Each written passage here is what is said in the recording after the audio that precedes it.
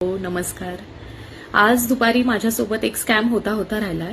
मला दुपारी एका माणसाचा कॉल आला आणि त्याने मला माझ्या वडिलांचे सगळे डिटेल्स सांगितले आणि त्याने मला सांगितलं की तुमच्या वडिलांकडे गुगल पे नाहीये, तर LICचे जे पैसे आहेत ते मी तुमच्या अकाउंटवर ट्रान्सफर करतोय कारण की तुमच्याकडे गुगल पे आहे. ओके, तर त्याने मला टोटल अमाऊंट सांगितली 13,000 रुपये. 13,000 रुपये अमाऊंट सांगितल्यानंतर त्याने मला, मी काही विचारायच्या आधीच त्याने मला पहिले 10,000 रुपये ट्रान्सफर केले. ट्रान्सफर केल्याचं त्याने मला सतत तो बोलायला लागला आणि खूप फास्ट बोलत होता. त्याने सतत मला बोलायला लागला की तुम्ही एकदा मेसेज चेक करा. मी मेसेज चेक केल्यानंतर 10,000 अकाउंटमध्ये आलेले आहेत असा मला मेसेज आला.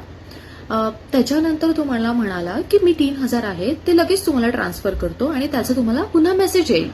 आणि पुन्हा जो मेसेज आला तो 10,000चाच आला. तर तो मला म्हणाला की अरे अरे चुकून माझ्याकडनं 3,000च्या जागी 10,000 रुपये पुन्हा ट्रान्सफर झालेले आहेत. तर तुम्ही आता काय करा की जे उरलेले 7,000 रुपये आहेत ते तुम्ही मला पुन्हा माझ्या अकाउंटवर ट्रान्सफर करा.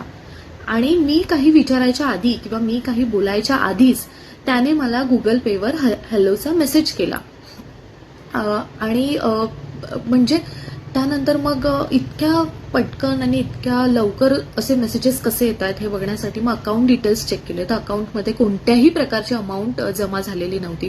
त्याच्यानंतर आम्हाला कळालं की हा स्कॅम आहे.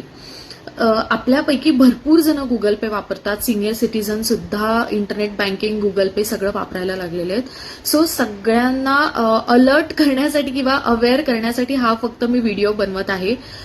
मे बी काही लोकांसोबत हा स्कॅम झालेला असेल, पण जे आहेत त्यांच्यासोबत हा स्कॅम होऊ नये त्यामुळे थोडेसे सावध राहा. सावधपणाने कॉल उचला. त्याच्यानंतर जे आपले अकाउंट डिटेल्स आहेत ते शक्यतो कोणालाही सेंड करू नका. कोणत्याही प्रकारचे अमाऊंट कोणालाही सेंड करू नका.